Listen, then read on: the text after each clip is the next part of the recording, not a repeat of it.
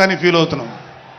చంద్రుడికో నూలు పోగులాగా ఆయన పడిన కష్టానికి ఒక చిన్న పని చేసామనే తృప్తి అయితే మాత్రం మాకు నిజంగానే ఉంది. అయితే ఇక్కడ పిఠాపురంలో పవన్ కళ్యాణ్ గారు అఖండ విజయం సాధించడానికి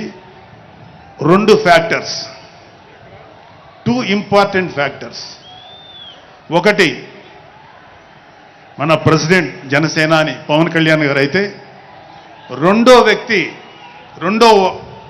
ఫ్యాక్టర్ పిఠాపురం జన సైనికులు, పిఠాపురం పౌరులు, పిఠాపురం ఓటర్స్. వీళ్ళిద్దరూ లేకపోతే మేము ఏమి చేసినా ఏం ఉపయోగం లేదు.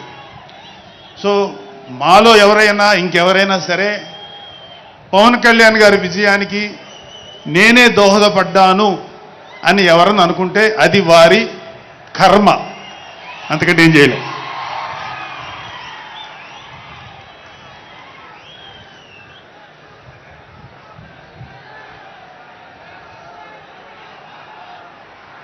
సో ఇక్కడ మన ప్రెసిడెంట్ పవన్ కళ్యాణ్ గారికి ఆయన గురించి చెప్పడానికి ఒక ఇంపార్టెంట్ విషయం చెప్పాలి.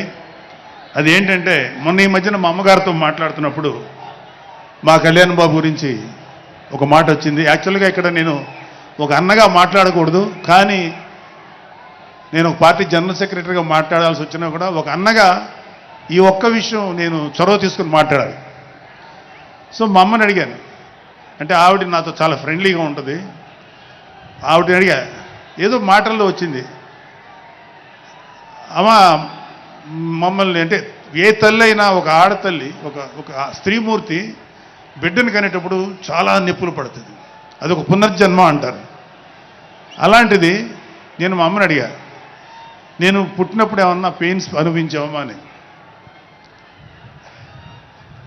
మా అమ్మ అంది, నువ్వు పుట్టినప్పుడు నేను అనుభవించినది పెయిన్స్ భూమి మీద ఆడది అనుభవించలేదు, అంత కష్టం పెట్టేవాళ్ళు. అది మా అమ్మ చెప్పింది నా గురించి.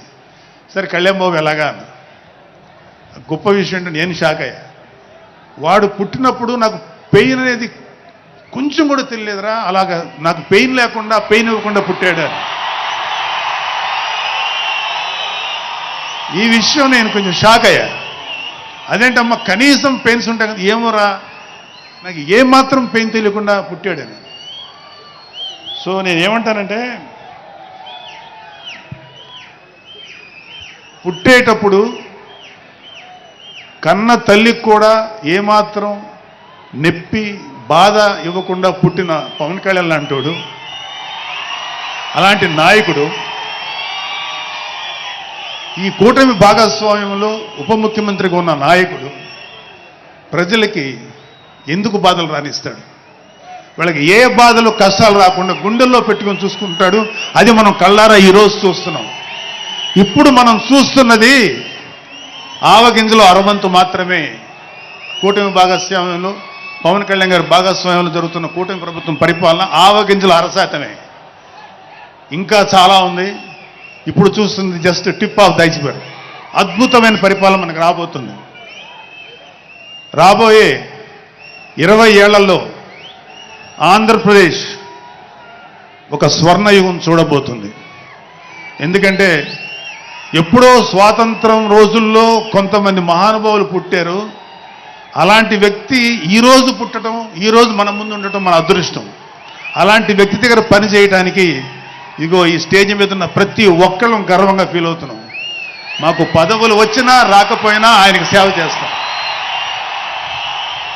నేనేమంటానంటే, మీరందరూ తెలుసుకోవాల్సింది, మీరు పవన్ కళ్యాణ్ అంత గొప్పవాడు కండి, తప్పులేదు. రాకపోతే అంతగా అవ్వలేకపోతే ఒక గొప్పవాడికి అనుచరుడిగా మారండి, ఏదైనా మంచిదే.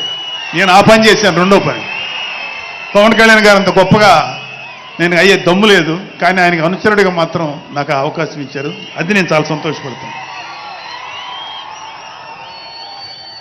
ఎందుకంటే ఇవాళ కళ్యాణ్ బాబు లాంటి వ్యక్తి, ఇక్కడ ఉన్నటువంటి మా నాయకులు ఎవరైనా సరే, మేము చూస్తున్నది కేవలం ఒక జనరేషన్ కాదు, రాబోయే 3-4 జనరేషన్స్. అంటే మీరు, మీ పిల్లలు, మీ గ్రాండ్ చిల్డ్రన్ ఎంత మంచి ప్రపంచాన్ని చూడాలి, ఎంత మంచి జీవితాన్ని చూడాలి, ఎంత చక్కటి అవకాశాలు రావాలి అనేటువంటి ఆలోచనతోటే ముందుకెళ్తున్నాం. ఖచ్చితంగా రాబోయే 20 ఏళ్లలో ఇది జరిగి తీరుతుంది. పవన్ కళ్యాణ్ గారు ఒక జనరేషన్ కోసం కాదు,